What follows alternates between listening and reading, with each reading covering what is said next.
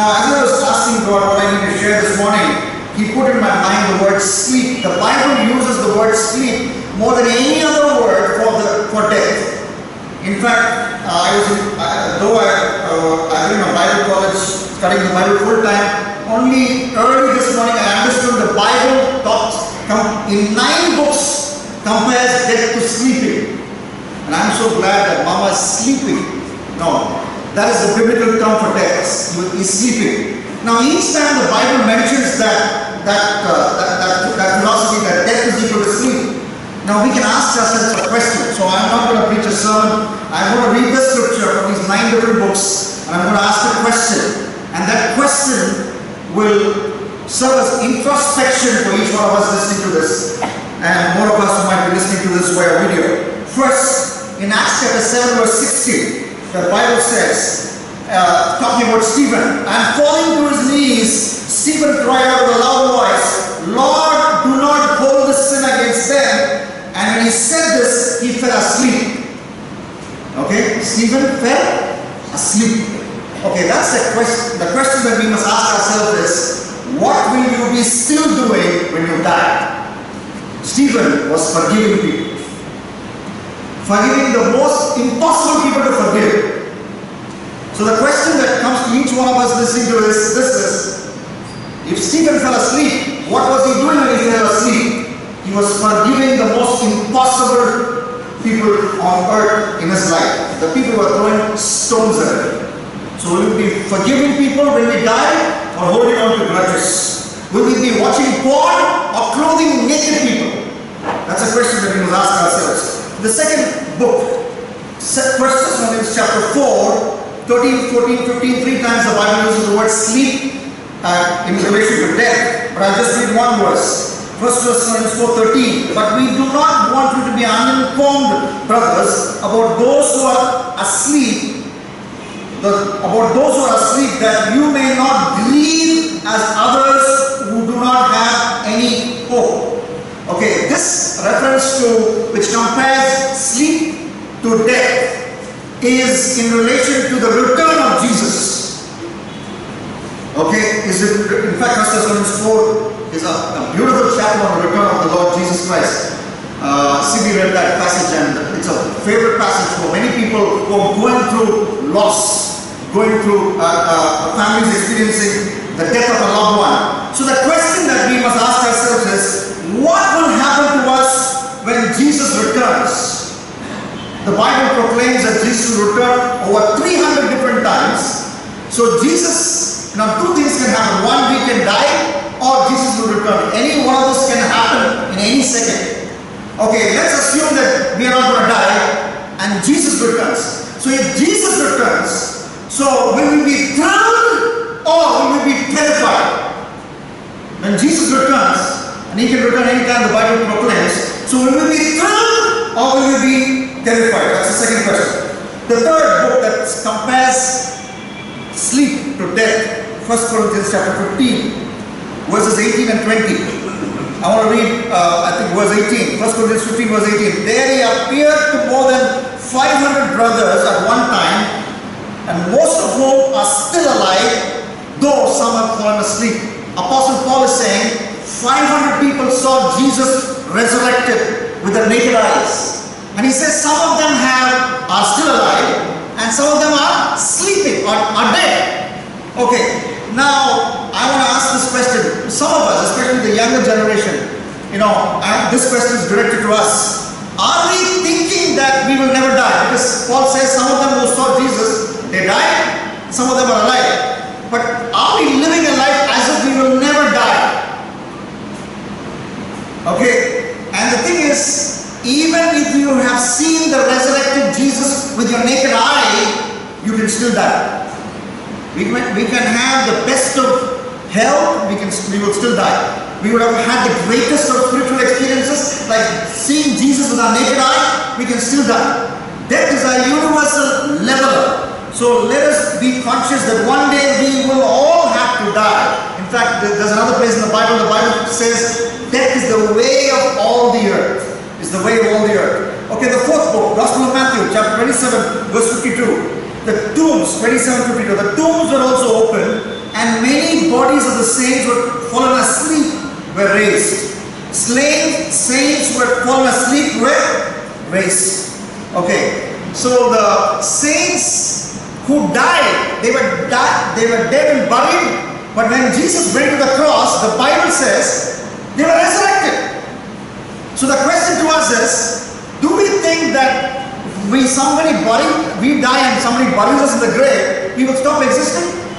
Absolutely not. The Bible says when Jesus went to the cross, Matthew's Gospel 27:52, that people who died were resurrected. Of course, there's going to be another resurrection. The book of Revelation talks about it.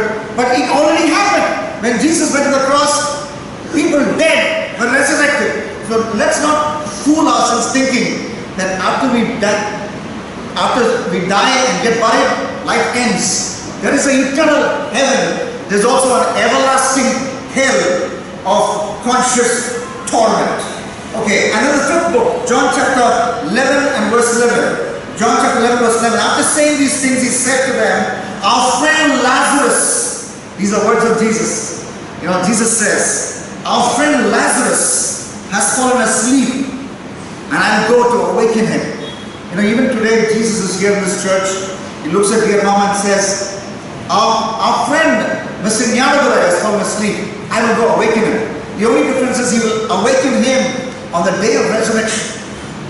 And during his earthly ministry, Jesus looked at the dead body of Lazarus, and Jesus thought of Lazarus who's dead and said, our friend Lazarus has gone to sleep. I will go awaken him. Okay, that reminds us of another question. Are we sleeping in sin? Are we sleeping in sin?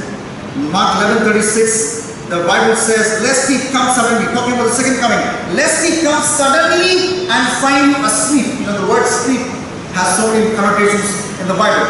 And sixthly, Acts 13 verse 36, for David, Acts 13 verse 36, for David, after he had served God's purpose in his own generation, he fell asleep and he was laid with his fathers and saw corruption.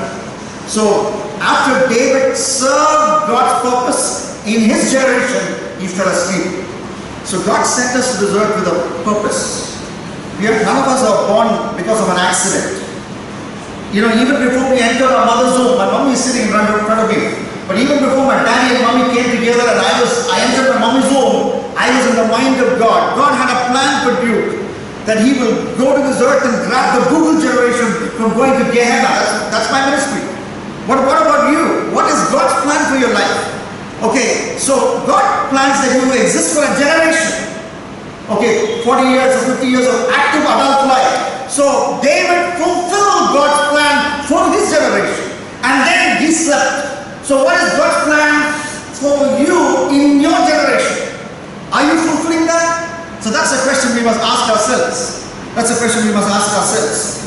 And then seventhly, 2 Peter 3:4. They will say, where is the promise of his coming? 2 Peter 3:4. For ever since the fathers fell asleep, all the things are continuing as they were continuing from the beginning of all creation. The question is, do you think that death is for all and second coming will never take place? 2 Peter chapter 3, 2 Peter 3 and verse 4 is a passage where people are doubting whether Jesus will come back. I want to tell you this, death, as surely as death is a fact, second coming of Jesus is also a fact. You know, let us not think that just because Jesus' coming is delayed, he will not come back. He is certain to come back. And that's what the Bible says. I like the name of this church, the Church of Divine Patience. That reminds me of another truth from 2 Peter 3:9, that God is patient with each one of us. That he doesn't want any one of us in this church to perish, but all to come to repentance. If we are alive, and if we are alive on this day is an opportunity for us to come closer to Jesus. Turn from sin and put our faith in Jesus and have a personal relationship with him. Because after death it will be too late. After the second coming it will be too late. After death it will be too late. After the second coming it's too late. So now is the time when we experience the divine patience of God. And we should not think death is not there, death is there. That we are ready to believe. But we also should know that the second coming is sure to come. So before the second coming, before death, we need to come to God. And the final two questions, let me do this quickly. 1 Thessalonians 5:10, who died for us. Jesus died for us, so that whether we are awake or asleep, we must live in Him. So are you in Him now? That's a question. Because the Bible says in Romans 8:1, there is no condemnation if you are in Christ Jesus. If you are in a church, maybe condemnation. If you are born in a Christian family, maybe there is condemnation. There will be condemnation. But if you are in Christ, if you have a living daily relationship with Christ, there is no condemnation. Believing Jesus died, that's history. Believing Jesus died for me, that is salvation. So the question is whether we are awake or asleep. Are you in Christ? And finally, from Daniel chapter 2 verse 2, the Bible says, and many of those asleep in the dust of the earth shall awake, some to everlasting life, and some to everlasting contempt. So when we awake, when you get awoken, one day we will our life also will end like our dear mama's life ended. So when we awake, where will we go? Will we go to everlasting life, or will we go to everlasting contempt? Shall we close our eyes and ask God to bless these words? And even in this point, I know all of us are in various stages of our spiritual life. I want you to place your hand over your heart, right where you are, and take that step, one more step closer to Jesus. You might be a missionary, you might be an unbeliever, doesn't matter. But one more step closer to Jesus at the end of this sermon. Hand over your heart and say, Jesus, I give my life to you. Because a relationship with Jesus is the best preparation for death for all of us. So hand over your heart and say, Jesus, cleanse me of every sin. Sin I've committed with my acts and attitude. Cleanse me with your blood. I'm coming close to you today, Lord. Help me to fulfill your purpose in my generation. Help me to fulfill your purpose in my generation. Dear Lord, we thank you for the life of my mama, and we thank you for relieving his pain by calling him home in your preset date.